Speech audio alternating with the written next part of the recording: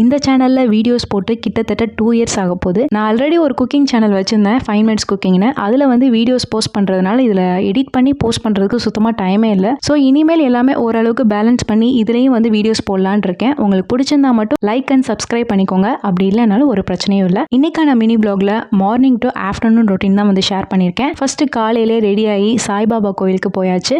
இது வந்து மதுரை ஆண்டாள்புரத்தில் இருக்க சாய்பாபா கோயில். இங்கே நான் அடிக்கடி போவேன். எனக்கு ரொம்பவே ஒரு பிடிச்ச ஒரு கோயில்னு கூட சொல்லலாம். கோவிலுக்கு போகிறது பக்தி வேண்டுதல் அதெல்லாம் ஒரு பக்கம் இருந்தாலும் அங்கே போய் கொஞ்ச நேரம் உட்காந்தாலே ஒரு மன நிம்மதி கிடைக்கும். சாமிலாம் கும்பிட்டுட்டு பிரசாதம்லாம் வாங்கிட்டு ஒரு 15 to 20 மினிட்ஸ் அங்கே இருந்தேன். அதுக்கப்புறம் வீட்டுக்கு கிளம்பி வந்தாச்சு. வீட்டுக்கு வந்து பார்த்தா இந்த பார்சல் வந்துருந்துச்சு. இது வந்து நான் ஆர்டர் போட்டிருந்தேன் கேக் டின்னு. என்னோட குக்கிங் சேனலுக்கு தேவைப்பட்டிருந்துச்சு. கேக் டின்னோட குவாலிட்டி வந்து பார்த்தீங்கன்னா ரொம்ப சூப்பர்லாம் சொல்ல மாட்டேன். மூணுலையுமே பார்த்தீங்கன்னா ஸ்க்ராச்சஸ் வந்து நிறைய இருந்துச்சு. ஸோ இப்படிதான் இருக்குமா என்னன்னு எனக்கு தெரியல. இதோட ரேட் வந்து பார்த்தீங்கன்னா 485 நினைக்கிறேன். ஸோ வந்து இந்த ரேட்டுக்கு இப்படிதான் இருக்குமா என்னன்னு தெரியல. சில ரெசிபிக்கு தேவைப்படுது அப்படின்றதுக்காக வாங்கியிருந்தேன். ரிவ்யூஸ்லாம் பார்த்து தான் வாங்கினேன். ஸோ இதுதான் இப்படிதான் இருக்குமா என்னன்னு எனக்கு தெரியல. இதுக்கு வந்து ஃப்ரீயாக வந்து ஒரு ஸ்க்ரேப்பர் கொடுத்துருந்தாங்க.